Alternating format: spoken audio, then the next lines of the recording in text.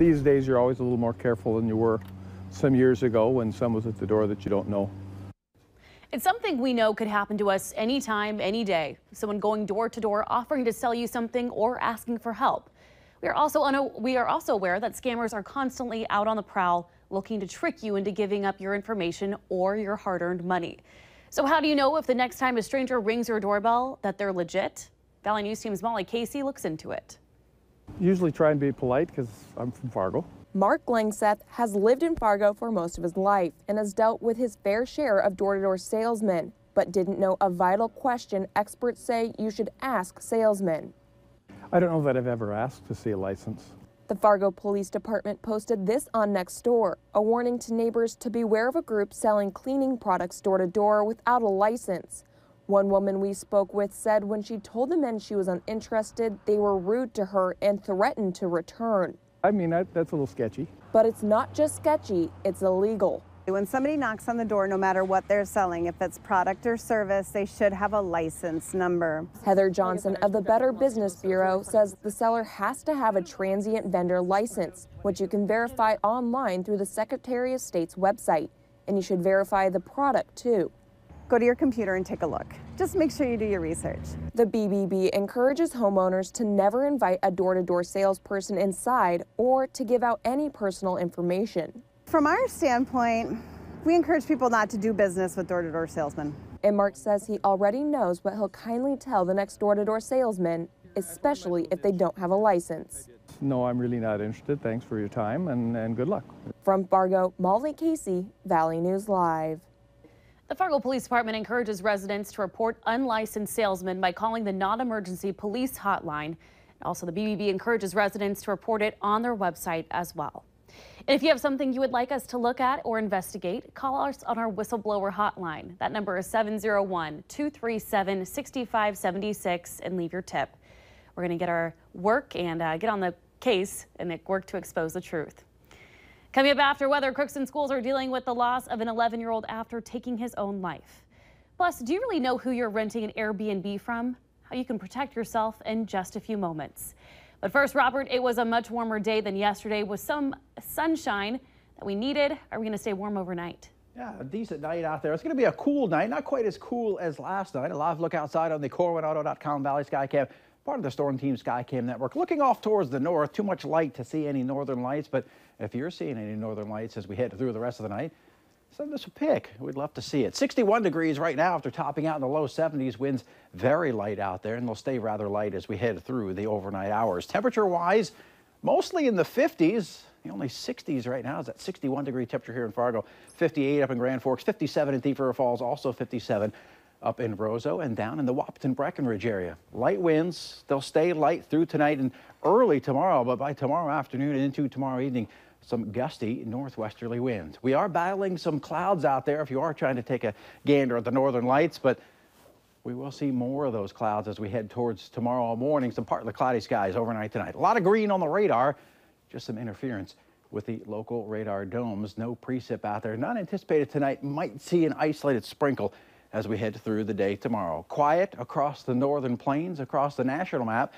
Some rain and snow falling over parts of Colorado. Winter weather advisories in southwest Colorado. For some of the higher elevations, we'll see 4 to 8 inches of snow. More rain from Oklahoma down into parts of Texas. Off toward the east, just on the edge of the picture there, that is Hurricane Maria, well offshore and moving slowly to the north-northeast. Energy up here, you can sort of see it there, some fast-moving energy.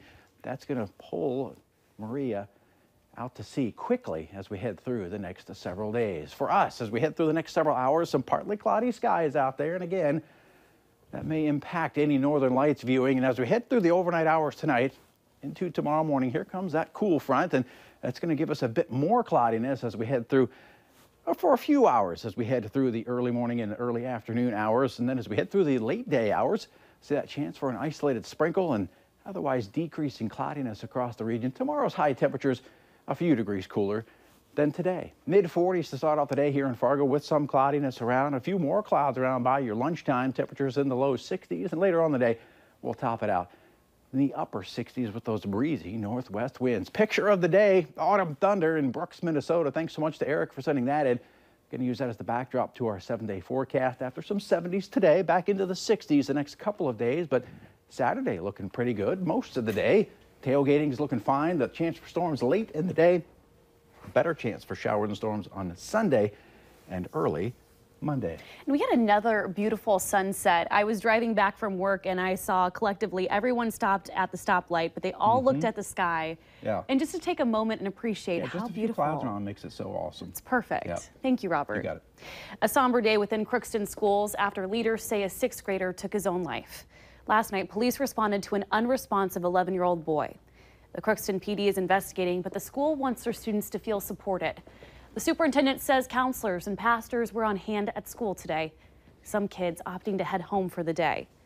School leaders say there are resources available, and parents should reach out to Highland School in Crookston if kids need help. In fact, school leaders from across the region say the social challenges kids are facing are even harder today than they have ever been. Can we learn for next time? You know, hopefully there never is a next time, but sadly, these things seem to be happening more than ever before, and whatever we do in schools, we try to do it better the next time. Details about services for the young man are expected to come in the next few days. And while in Crookston community deals with that tragedy, other schools in the Fargo area are turning to technology to prevent teen suicide. The Spreading Activation mobile app accumulates data based on the user's language, emotional state, and social media footprint. This information can predict the likelihood of someone on the verge of committing suicide. But this isn't the first time technology has been turned to use and try and prevent suicide. Fargo and West Fargo school districts use a mode of communication that allows students to express themselves in a confidential manner. We have something called a text-to-tip program within our schools. That's with our school resource officer programs. That's very well advertised throughout our schools. Students in the Moorhead School District also have the opportunity to utilize this resource. For more information on the app, you can visit our website, valleynewslive.com. Our tax code is a giant self-inflicted economic wound. It was 3 weeks to the day since President Trump stopped in Mandan to pitch for tax reform. And today we learned more about the plans he and his fellow Republicans have. It's a sweeping nearly $6 trillion tax cut that would deeply reduce taxes for corporations, nearly double the standard deduction used by most Americans, and then simplify everyone's brackets. The GOP proposal calls for reducing income tax rates to 3 brackets of 12%, 25%, and 35%. But it leaves the income ranges for those brackets up to tax committees. We're going to cut taxes for the middle class, make the tax code simpler and more fair for everyday Americans, and we are going to bring back the jobs and wealth that have left our country, and most people thought left our country for good. President Trump declares the plan would provide badly needed tax relief for the middle class. What wasn't explained is how it would be paid for and how much it might add to the soaring $20 trillion national debt. The head men's basketball coach at the University of Louisville has been placed on administrative leave after it was announced there was a federal investigation into fraud and corruption in college basketball. Rick Pitino left the campus today. The school's athletic director is also on administrative leave. And one student athlete is being withheld from NCAA activities indefinitely. The university says the moves are a typical response to an investigation. Federal prosecutors are looking into criminal activity relating to men's basketball recruiting. And some are questioning how safe Airbnb is after a horrifying incident in the Twin Cities. An Airbnb guest who rented a room in Minnetonka is now being charged with attempted sexual assault after investigators say he climbed into bed with the host's 7-year-old daughter. Police say 28-year-old Derek Kinchin from Michigan was caught naked in the homeowner's bedroom. There are dozens of Airbnb hosts in the valley. One of them tells us it's as safe as it can be. We're all in the system.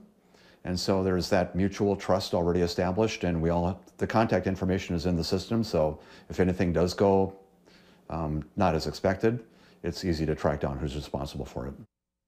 Nelson says he chooses who he wants to stay with him based off reviews left online by previous hosts. And tonight was the official ribbon cutting for the U32 building on 32nd Avenue North in Fargo. Staff were on hand to give tours of the building and amenities through ideal and students going to NDSU. Now, the complex is made to become a home for a number of community members, including young professionals and people working around North Fargo.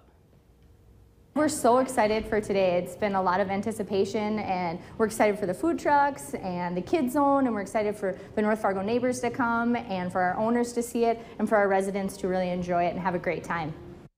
Those on hand for the ceremony included Fargo Mayor Tim Mahoney, NDSU President Dean Brashani, and other dignitaries. There's a new CW giveaway we want to remind you about. It's a VNL VIP Fargo Force Suite Night experience on November 4th. All you have to do to register to win is head over to valleynewslive.com, click on the contest tab, and you'll get the chance to hang out with us, the Valley News Live crew, while also enjoying some hockey. The deadline to register is on October 30th at noon. Freshly crowned Miss America and North Dakota native Cara Mund is heading to Washington, D.C.